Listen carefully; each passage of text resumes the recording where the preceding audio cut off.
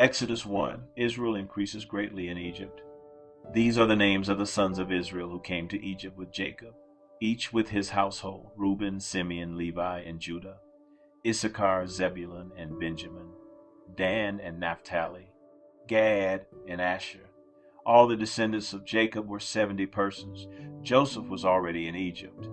Then Joseph died, and all his brothers and all that generation. But the people of Israel were fruitful and increased greatly. They multiplied and grew exceedingly strong, so that the land was filled with them. Pharaoh oppresses Israel. Now there arose a new king over Egypt, who did not know Joseph. And he said to his people, "Behold, the people of Israel are too many and too mighty for us. Come, let us deal shrewdly with them, lest they multiply. And if war breaks out, they join our enemies and fight against us and escape from the land."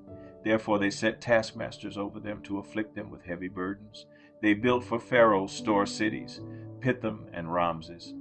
But the more they were oppressed, the more they multiplied, and the more they spread abroad, and the Egyptians were in dread of the people of Israel.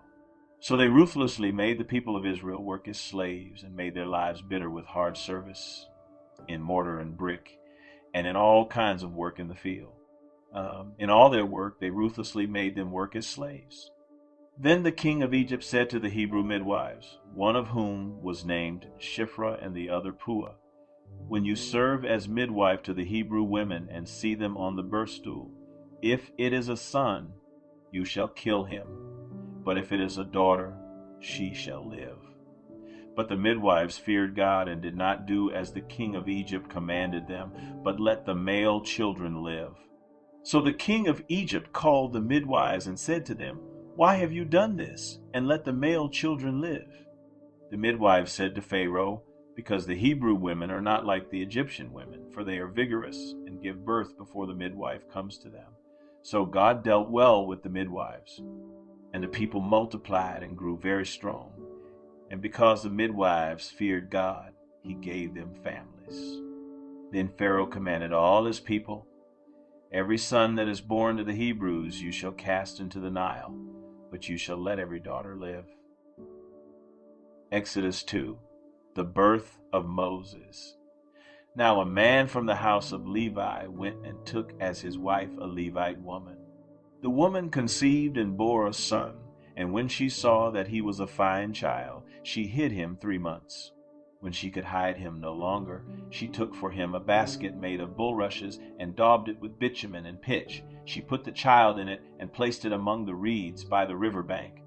And his sister stood at a distance to know what would be done to him. Now the daughter of Pharaoh came down to bathe at the river, while her young women walked beside the river. She saw the basket among the reeds and sent her servant woman, and she took it. When she opened it, she saw the child, and behold, the baby was crying. She took pity on him and said, "This is one of the Hebrews' children." Then his sister said to Pharaoh's daughter, "Shall I go and call you a nurse from the Hebrew women to nurse the child for you?" And Pharaoh's daughter said to her, "Go."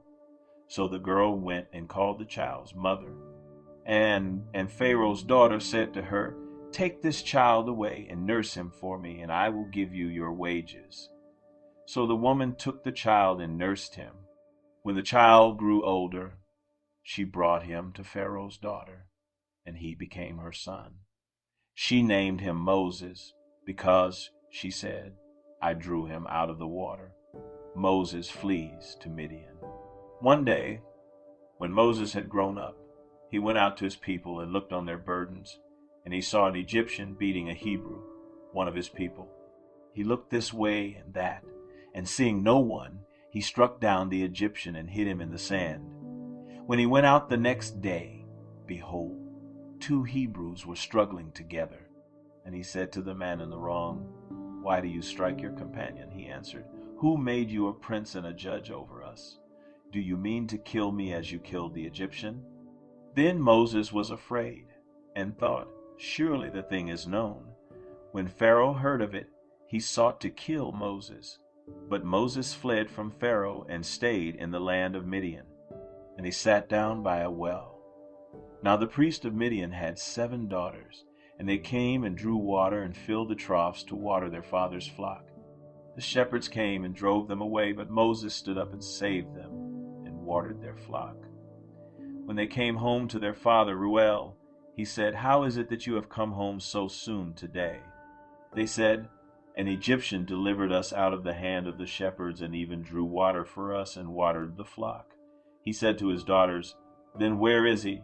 Why have you left the man? Call him, that he may eat bread." And Moses was content to dwell with the man, and he gave Moses his daughter Zipporah. She gave birth to a son, and he called his name Gershom, for he said, "I have been a sojourner in a foreign land. God hears Israel's groaning." During those many days the king of Egypt died, and the people of Israel groaned because of their slavery and cried out for help.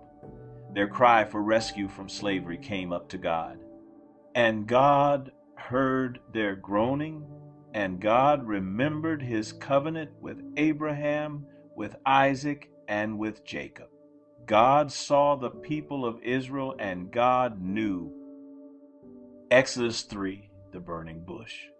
Now Moses was keeping the flock of his father-in-law, Jethro, the priest of Midian. And he led his flock to the west side of the wilderness and came to Horeb, the mountain of God. And the angel of the Lord appeared to him in a flame of fire out of the midst of a bush. He looked, and behold, the bush was burning, yet it was not consumed. And Moses said, "I will turn aside to see this great sight, why the bush is not burned." When the Lord saw that he turned aside to see, God called to him out of the bush, "Moses, Moses." And he said, "Here I am." Then he said, "Do not come near. Take your sandals off your feet, for the place on which you are standing is holy ground." And he said, "I am the God of your father, the God of Abraham, the God of Isaac, and the God of Jacob." And Moses hid his face, for he was afraid to look at God. Then the Lord said, "I have surely seen the affliction of my people who are in Egypt, and have heard their cry because of their taskmasters. I know their sufferings, and I have come down to deliver them out of the hand of the Egyptians, and to bring them up out of that land to a good and broad land, a land flowing with milk and honey, to the place of the Canaanites, the Hittites, the Amorites, the Perizzites, the Hivites, and the Jebusites. And now, behold, the cry of the people of Israel has come to me, and I have also seen the oppression with which the Egyptians oppress them. Come, I will send you to Pharaoh, that you may bring my people, the children of Israel, out of Egypt." But Moses said to God, "Who am I that I should go to Pharaoh and bring the children of Israel out of Egypt?" He said, "But I will be with you, and this shall be the sign for you that I have sent you. When you have brought the people out of Egypt, you shall serve God on this mountain." Then Moses said to God, "If I come to the people of Israel and say to them, 'The God of your fathers has sent me to you,' and they ask me, 'What is his name?' what shall I say to them?" God said to Moses, "I am who I am." And he said, "Say this to the people of Israel, 'I am has sent me to you.'"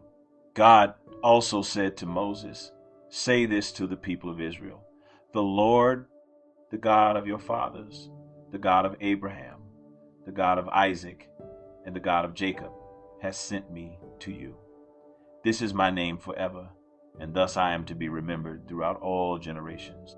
Go and gather the elders of Israel together and say to them, 'The Lord, the God of your fathers, the God of Abraham, of Isaac, and of Jacob, has appeared to me, saying, I have observed you and what has been done to you in Egypt, and I promise that I will bring you up out of the affliction of Egypt to the land of the Canaanites, the Hittites, the Amorites, the Perizzites, the Hivites, and the Jebusites, a land flowing with milk and honey. And they will listen to your voice, and you and the elders of Israel shall go to the king of Egypt and say to him, The Lord, the God of the Hebrews, has met with us. And now, please let us go a 3 days' journey into the wilderness. that we may sacrifice to the Lord our God. But I know that the king of Egypt will not let you go unless compelled by a mighty hand. So I will stretch out my hand and strike Egypt with all the wonders that I will do in it. After that he will let you go, and I will give this people favor in the sight of the Egyptians. And when you go, you shall not go empty, but each woman shall ask of her neighbor, and any woman who lives in her house, for silver and gold jewelry, and for clothing. You shall put them on your sons and on your daughters, so you shall plunder the Egyptians.